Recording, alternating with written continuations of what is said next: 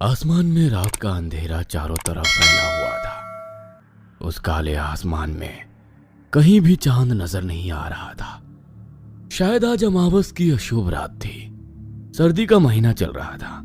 चौराहा घना कोहराम फैलता जा रहा था। जंगल में लोमड़ी अपनी अजीब भयानक आवाज में रो रही थी, जिससे माहौल और डरावना हो रहा था।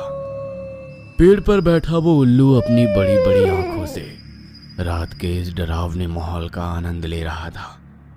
बड़े बड़े पेड़ों से ढका हुआ जंगल दिख रहा था।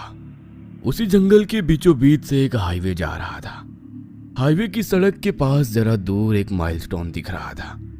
उस माइलस्टोन पर लिखा था यूपी 70 किलोमीटर। उसी माइलस्टोन के पीछे एक और 5 फुट बड़ा बोर्ड लगा हुआ दिख रहा था, जिस पे लिखा था यूपी पुलिस बोर्ड, कृपया देर रात में इस सड़क का उपयोग ना करें। रात को यहाँ छलावा फिरता है। रात में इस सड़क का उपयोग जानलेवा हो सकता है। अचानक ना जाने कैसे वो बोर्ड टूट के जमीन पर गिर गया और तभी जंगल में सुनसान हाईवे पर घने कोहरे को चीरता हुआ एक बड़ा कंटेनर ट्रक आगे आ गया। ट्रक में 2 लोग बैठे थे। एक का नाम रघु सिंह था, जो ड्राइव कर रहा था। रघु एकदम सीधा साधा नेक किस्म का इंसान था। वो बजरंगबली का बड़ा भक्त था। दूसरा इंसान था श्यामलाल, जो रघु का ही साथी था। श्यामलाल 1 नंबर का निठल्ला और ठरकी किस्म का इंसान था। रघु और श्याम दोनों किसी बड़े कंपनी का माल ट्रक में लिए मुंबई से यूपी की ओर जा रहे थे। रघु आगे देख। श्याम ने आगे रास्ते की ओर देखते हुए कहा। थोड़ी दूर सड़क पर एक लाल साड़ी वाली औरत खड़ी थी। हे बजरंगबली। अनन्या के लिए मुंबई शहर नया था। वो अपने काम के सिलसिले में मुंबई के एक पुराने अपार्टमेंट में रहने आई थी, फ्लैट नंबर 904, जो कि 9वीं मंजिल पर था। जैसे ही उसने उस बिल्डिंग में कदम रखा, उसे एक अजीब सा डर और गहरा अकेलापन महसूस हुआ। हवा में एक अजीब सी खामोशी थी, जो उसके दिल में एक अनजानी बेचैनी पैदा कर रही थी। शुरुआत की रातें मुश्किल थीं। उसके बगल वाले फ्लैट 903 से हर रात खटखटाहट और फुसफुसाहट की धीमी लेकिन लगातार आवाजें आती थीं। कभी लगता था जैसे कोई धीरे धीरे चल रहा है, कभी जैसे कोई फुसफुसा रहा है, और कभी कभी तो किसी के रोने की दबी हुई आवाज भी सुनाई देती थी। अनन्या ने कई बार दरवाजे पर कान लगाकर सुनने की कोशिश की, लेकिन आवाजें इतनी धीमी थी कि वो कभी ठीक से समझ नहीं पाई। एक दोपहर जब अनन्या अपनी बालकनी में खड़ी थी, तो 903 का दरवाजा खुला और एक अधेड़ उम्र की महिला बाहर निकली। उन्होंने अनन्या को देखा और एक फीकी मुस्कान के साथ कहा, नमस्ते, मैं मल्होत्रा, फ्लैट 903 से। अनन्या ने राहत की सांस ली। नमस्ते, मैं अनन्या, उसने जवाब दिया। मल्होत्रा आंटी ने उसे अपने फ्लैट पर चाय पर बुलाया। अंदर का माहौल अजीब था। फ्लैट में पुरानी चीजें बिखरी पड़ी थीं और हवा में एक अजीब सीलन और पुरानी यादों की गंध थी। चाय पीते हुए मल्होत्रा आंटी ने कहा, तुम 904 में रहती हो? उस फ्लैट में पहले भी एक लड़की रहती थी, बिल्कुल तुम्हारी उम्र की, वो भी अकेली थी। अनन्या ने पूछा, क्या हुआ उसे? मल्होत्रा आंटी ने एक लंबी सांस ली। वो एक दिन अचानक गायब हो गई, किसी को पता नहीं चला कि कहाँ गई। अनन्या के मन में एक सिहरन दौड़ गई। धीरे धीरे 903 से आने वाली आवाजें और भी डरावनी लगने लगी। कभी कभी तो अनन्या को लगता था जैसे कोई उसका नाम फुसफुसा रहा है। एक दिन उसने बिल्डिंग के चौकीदार से मल्होत्रा आंटी के बारे में पूछा। चौकीदार ने हैरानी से उसे देखा और कहा, मल्होत्रा आंटी? वो तो कई साल पहले उसी फ्लैट 903 में आग लगने से मर गई। वो फ्लैट तो तब से बंद पड़ा है मैडम। ये सुनकर अनन्या के पैरों तले जमीन खिसक गई। उसका शरीर कांपने लगा। अगर मल्होत्रा आंटी मर चुकी हैं, तो वो कौन थी जिससे वो मिली थी? और 903 से आने वाली आवाजें किसकी थीं? वो तुरंत अपने फ्लैट से बाहर निकली और 903 के दरवाजे की ओर भागी। उसका दिल जोरों से धड़क रहा था। जैसे ही वो दरवाजे के पास पहुंची, दरवाजा अपने आप धीरे से खुल गया। अंदर से एक ठंडी हवा का झोंका आया और एक धीमी जानी पहचानी आवाज ने उसे अंदर बुलाया। अनन्या, अंदर आ जाओ। अनन्या जैसे किसी जादू के असर में आ गई थी। उसका शरीर उसका कहना नहीं मान रहा था। वो धीरे धीरे उस अंधेरे रहस्यमयी फ्लैट के अंदर चली गई। जैसे ही वो अंदर पहुंची, फ्लैट का दरवाजा एक तेज आवाज के साथ बंद हो गया। अनन्या ने पलट कर देखा तो दरवाजा बंद था और दीवार पर टंगी एक पुरानी घड़ी की सुइयां उल्टी दिशा में तेजी से घूमने लगी थी, मानो समय पीछे जा रहा हो, उस अकेलेपन की ओर जहां से कोई कभी वापस नहीं लौटा। उस रात के बाद अनन्या को फिर कभी किसी ने नहीं देखा। 904 में फिर से एक नया अकेलापन छा गया था और 903 से आने वाली फुसफुसाहटें अब शायद किसी और को बुला रही थीं।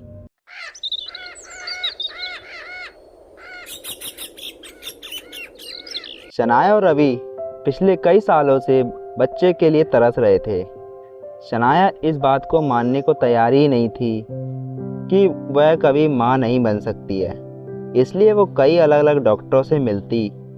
हर बार उसको यही जवाब मिलता कि वो कभी माँ नहीं बन सकती।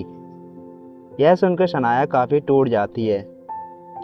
शनाया इस बात को सोचकर काफ़ी दुखी होती कि वो कभी माँ नहीं बन सकती। वो कई रात भर ऐसे ही जागती और रवि से शनाया का दुख देखा नहीं गया। इसलिए रवि ने अपने मित्र से बात की, जिसने बताया यहाँ से थोड़ी दूर एक अघोरी बाबा शमशान घाट में रहते हैं। वह बाबा तुम्हारी परेशानी को ज़रूर दूर कर सकते हैं। रवि ने समय ना गवाते हुए अघोरी बाबा से मिलने का फैसला किया और वह शमशान घाट पर जाकर पहुँच गया और रवि हाथ जोड़कर अघोरी बाबा के सामने बैठ गया और रवि ने अपनी सारी परेशानी बताई। तब अघोरी बाबा ने बताया, इसका उपाय मेरे पास नहीं, लेकिन इसका उपाय बहुत कठिन है। अगर तुम कर सकते हो तभी बताना। रवि शनाया की खुशी के लिए कुछ भी करने के लिए तैयार था, इसलिए बाबा की हर शर्त मानने को तैयार हो गया। बाबा ने बताया, यहाँ से 25 किलोमीटर दूर महानदी के पास शमशान घाट है।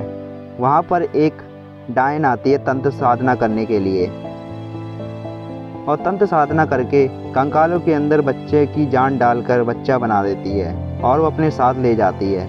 अगर तुमने वो डायन को मना लिया तो वह बच्चे की प्राप्ति दे सकती है तुम्हें। रवि यह सुनकर काफ़ी खुश हुआ, लेकिन ये काम जितना सुनने में आसान था उतना था नहीं। अघोरी बाबा ने बताया, लेकिन ध्यान रहे वह सिर्फ अमावस की रात को ही आती है, बाकी टाइम कहाँ जाती है पता नहीं। यह सुनकर रवि काफ़ी खुश होकर अपने घर आता है और शनाया को सारी बात बताता है, जिससे शनाया थोड़ा डर जाती है, लेकिन बच्चे की लालच में वो भी हाँ कर देती है। अब बस रवि को अमावस की रात का इंतज़ार रहता है। कुछ समय बाद अमावस की वह रात आती है और रवि उसी रात को अपने घर से निकलकर उसी शमशान घाट पहुंचता है जहां तंत्र साधना करने के लिए डायन आने वाली थी। वह जाता है, वहाँ का माहौल काफ़ी डरावना होता है, लेकिन उसके बावजूद भी वो डरते डरते उसी जगह पहुंचता है जहाँ पर डायन तंत्र साधना कर रही होती है। वह छुपकर देखता रहता है। जैसे ही बच्चे के अंदर डायन जान डालती है, तभी उसके सामने पहुंच जाता है और वह पूरी बात डायन को बताता है, जिससे रवि की सारी बातें सुनकर डायन उसे तरस आ जाता है और वह बच्चे को रवि को दे देती है और डायन 2 शर्तें रखती है। रवि खुश होकर उसकी सारी शर्तें मंजूर कर लेता है और वह वहाँ से चला आता है, लेकिन रवि को यह बात नहीं पता थी जो डायन ने उसे बच्चा दिया है वह कोई मामूली बच्चा नहीं है।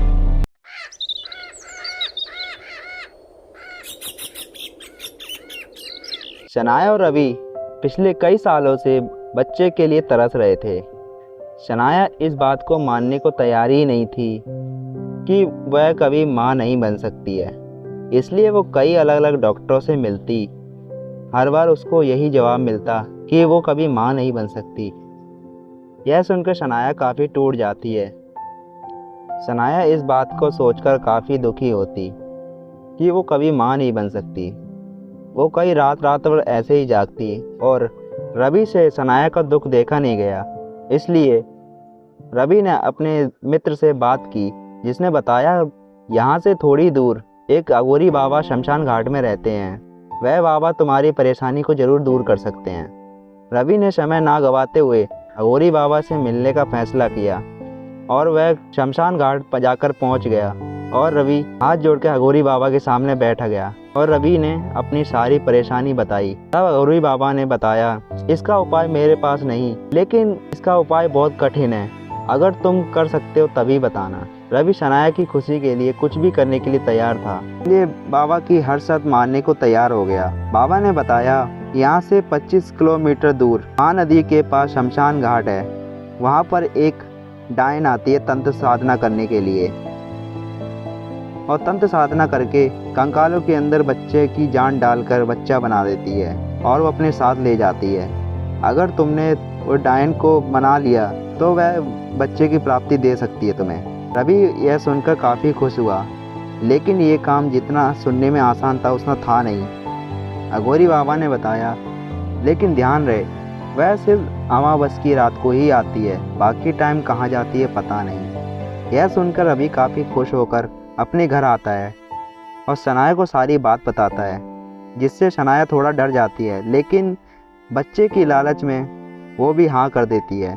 अब बस रवि को अमावस की रात का इंतज़ार रहता है। कुछ समय बाद अमावस की वह रात आती है और रवि उसी रात को अपने घर से निकलकर उसी शमशान घाट पहुंचता है जहां तंत्र साधना करने के लिए डायन आने वाली थी।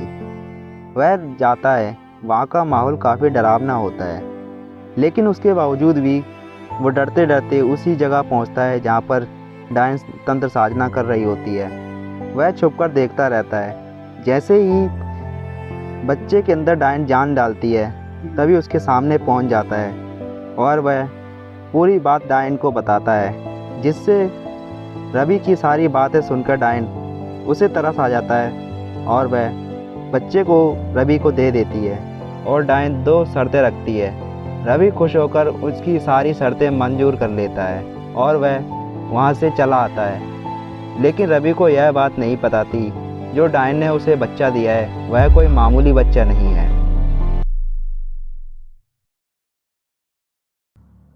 आसमान में रात का अंधेरा चारों तरफ फैला हुआ था। उस काले आसमान में कहीं भी चांद नजर नहीं आ रहा था। शायद आज अमावस की अशुभ रात थी। सर्दी का महीना चल रहा था। चौराहा घना कोहराम फैलता जा रहा था। जंगल में लोमड़ी अपनी अजीब भयानक आवाज में रो रही थी, जिससे माहौल और डरावना हो रहा था। पेड़ पर बैठा वो उल्लू अपनी बड़ी बड़ी आंखों से रात के इस डरावने माहौल का आनंद ले रहा था।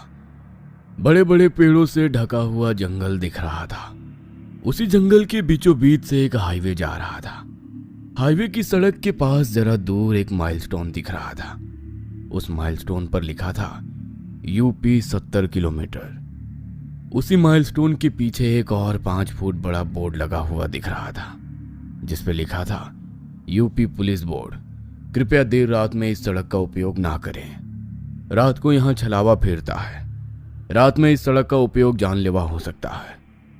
अचानक ना जाने कैसे वो बोर्ड टूट के जमीन पर गिर गया और तभी जंगल में सुनसान हाईवे पर घने कोहरे को चीरता हुआ एक बड़ा कंटेनर ट्रक आगे आ गया। ट्रक में 2 लोग बैठे थे। एक का नाम रघु सिंह था, जो ड्राइव कर रहा था। रघु एकदम सीधा साधा नेक किस्म का इंसान था। वो बजरंगबली का बड़ा भक्त था। दूसरा इंसान था श्यामलाल, जो रघु का ही साथी था। श्यामलाल 1 नंबर का निठल्ला और ठरकी किस्म का इंसान था। रघु और श्याम दोनों किसी बड़े कंपनी का माल ट्रक में लिए मुंबई से यूपी की ओर जा रहे थे। रघु आगे देख, श्याम ने आगे रास्ते की ओर देखते हुए कहा। थोड़ी दूर सड़क पर एक लाल साड़ी वाली औरत खड़ी थी। हे बजरंगबली। अनन्या के लिए मुंबई शहर नया था। वो अपने काम के सिलसिले में मुंबई के एक पुराने अपार्टमेंट में रहने आई थी, फ्लैट नंबर 904, जो कि 9वीं मंजिल पर था। जैसे ही उसने उस बिल्डिंग में कदम रखा, उसे एक अजीब सा डर और गहरा अकेलापन महसूस हुआ। हवा में एक अजीब सी खामोशी थी जो उसके दिल में एक अनजानी बेचैनी पैदा कर रही थी। शुरुआत की रातें मुश्किल थीं। उसके बगल वाले फ्लैट 903 से हर रात खटखटाहट और फुसफुसाहट की धीमी लेकिन लगातार आवाजें आती थीं। कभी लगता था जैसे कोई धीरे धीरे चल रहा है, कभी जैसे कोई फुसफुसा रहा है, और कभी कभी तो किसी के रोने की दबी हुई आवाज भी सुनाई देती थी। अनन्या ने कई बार दरवाजे पर कान लगाकर सुनने की कोशिश की, लेकिन आवाजें इतनी धीमी थी कि वो कभी ठीक से समझ नहीं पाई।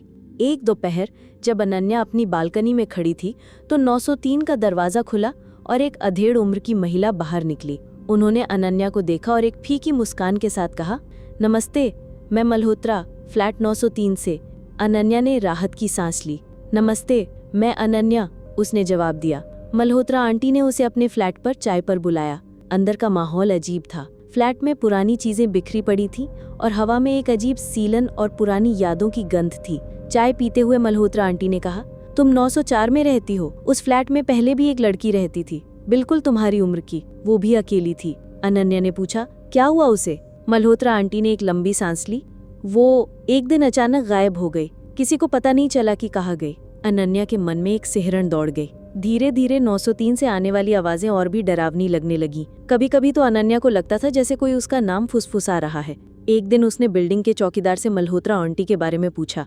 चौकीदार ने हैरानी से उसे देखा और कहा, मल्होत्रा आंटी? वो तो कई साल पहले उसी फ्लैट 903 में आग लगने से मर गई। वो फ्लैट तो तब से बंद पड़ा है मैडम। ये सुनकर अनन्या के पैरों तले जमीन खिसक गई। उसका शरीर कांपने लगा। अगर मल्होत्रा आंटी मर चुकी हैं, तो वो कौन थी जिससे वो मिली थी? और 903 से आने वाली आवाजें किसकी थीं? वो तुरंत अपने फ्लैट से बाहर निकली और 903 के दरवाजे की ओर भागी। उसका दिल जोरों से धड़क रहा था। जैसे ही वो दरवाजे के पास पहुंची, दरवाजा अपने आप धीरे से खुल गया। अंदर से एक ठंडी हवा का झोंका आया और एक धीमी जानी पहचानी आवाज ने उसे अंदर बुलाया। अनन्या, अंदर आ जाओ। अनन्या जैसे किसी जादू के असर में आ गई थी। उसका शरीर उसका कहना नहीं मान रहा था। वो धीरे धीरे उस अंधेरे रहस्यमयी फ्लैट के अंदर चली गई। जैसे ही वो अंदर पहुंची, फ्लैट का दरवाजा एक तेज आवाज के साथ बंद हो गया। अनन्या ने पलट कर देखा तो दरवाजा बंद था और दीवार पर टंगी एक पुरानी घड़ी की सुइयां उल्टी दिशा में तेजी से घूमने लगी थी, मानो समय पीछे जा रहा हो, उस अकेलेपन की ओर जहां से कोई कभी वापस नहीं लौटा। उस रात के बाद अनन्या को फिर कभी किसी ने नहीं देखा। 904 में फिर से एक नया अकेलापन छा गया था और 903 से आने वाली फुसफुसाहटें अब शायद किसी और को बुला रही थीं।